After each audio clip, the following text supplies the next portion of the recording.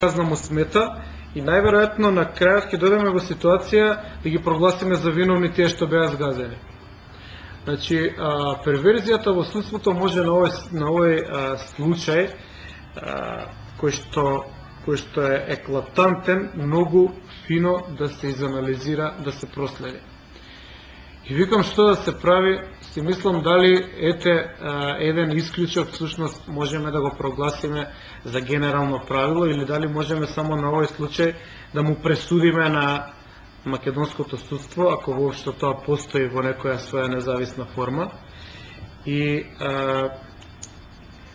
во тој момент се сетив на само пред некој месец ослободителната пресуда што му е дадова на овој од Хондово, како се викаше,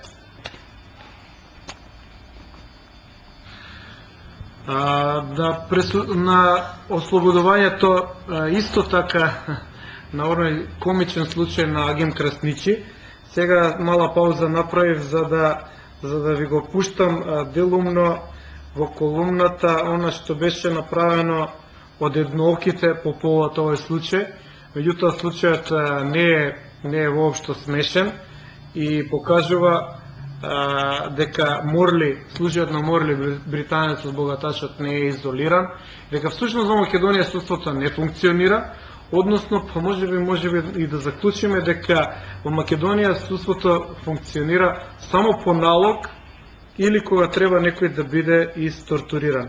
Погледнете го кратко ова што ќе ви го прикажам од еднооките, да се подсетиме на Агим Красничи, да се поврземе на Морли, па просудете сами какво судство има Македонија.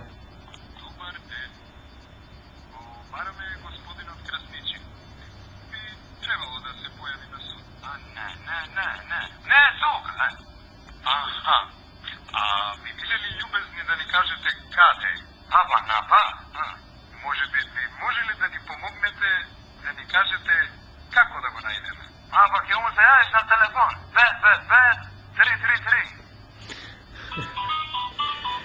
555-333.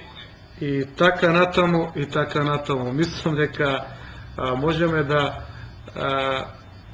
почнеме да го следуваме целиот овој случај и целиот правосуден систем во Македонија на една обична комедија.